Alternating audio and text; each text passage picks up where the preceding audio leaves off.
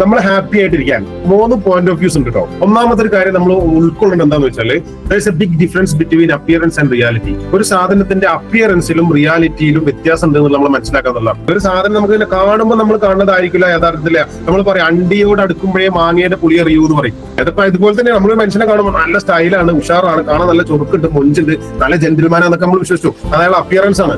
Reality ചിലപ്പോൾ നമ്മൾ ആളുമായിട്ട് ബന്ധപ്പെടുമ്പോൾ ചിലപ്പോൾ ഭയങ്കര മുരടനായിരിക്കും, ദേഷ്യം പിടിക്കുന്ന ആളായിരിക്കും, ഒന്ന് ചിരിക്കാൻ പോലും മനസ്സിലാത്ത മനുഷ്യന്മാരായിരിക്കും. രണ്ടാമത്തത് കൗണ്ട് യുവർ ബ്ലെസ്സിങ്സ് ആണ്. നമുക്കുള്ള ബ്ലെസ്സിങ്സ് ഒക്കെ ഒന്ന് എണ്ണി വെക്കുക. ഇല്ലാത്തത് പറയും, നമ്മളെ ബുദ്ധിമുട്ട് ഇങ്ങനെ ചിന്തിക്കുകയും ചെയ്യുന്നതിനപ്പുറം നമുക്ക് കിട്ടിയ കുറെ ബ്ലെസ്സിങ്സ് ഉണ്ടാവുമല്ലോ, അനുഗ്രഹങ്ങൾ, ഇതൊന്ന് എണ്ണി വെക്കുക. ഇങ്ങനെ എണ്ണി വെക്കുമ്പോൾ നമുക്ക് ടെൻഷൻ അടിക്കാൻ വല്ലാതെ കഴിയൂല. അപ്പൊ നമ്മള് ബ്ലെസ്സിങ്സ് കൗണ്ട് ചെയ്യുന്ന ഒരു സ്വഭാവം നമ്മൾ ഉണ്ടാക്കില്ല. Then practice love. ഇത് നേരത്തെ അവർ എഴുതി വിട്ടിട്ടായിരുന്നു. Practice love. ലവ് പ്രാക്ടീസ് ചെയ്യാം, സ്നേഹിക്കാൻ പഠിക്കാം. എല്ലാവരും സ്നേഹിക്കാൻ പഠിക്കാം. നമ്മളോട് ഇങ്ങോട്ട് ദേഷ്യം കാണിക്കുന്നവരോടും നമ്മളെ മുഖം തിരിഞ്ഞ് നടക്കുന്നവരോടൊക്കെ സ്നേഹം കാണിക്കാൻ പഠിക്കാം. പ്രാക്ടീസ് ഫോർഗിവ്നെസ്, ക്ഷമിക്കാൻ പഠിക്കാം. ദെൻ പ്രാക്ടീസ് കമ്പാഷൻ, സഹാനുഭൂതി പ്രാക്ടീസ് ചെയ്യാം. ബാക്കിയുള്ളവരോട് സഹായം നമുക്കൊക്കെ ഉണ്ടാവും ചിലപ്പോൾ അല്ലെ. ബാക്കിയുള്ളവരുടെ ഒരു ഇല്ലായ്മയും വല്ലായ്മയും ബുദ്ധിമുട്ടും കാണുമ്പോൾ നമുക്കും ഒരു ടെൻഷൻ ഉണ്ടാകുക. നമ്മളെ കൊണ്ട് കഴിയുന്നത് പോലെ അവരെ സഹായിക്കുക, അവരുടെ കൂടെ സപ്പോർട്ടായിട്ട് നിൽക്കുക. ഇതൊക്കെയാണ് കമ്പാഷൻ എന്ന് പറയുന്നത്. Then practice gratitude, നന്ദിയുള്ളവനാകുക.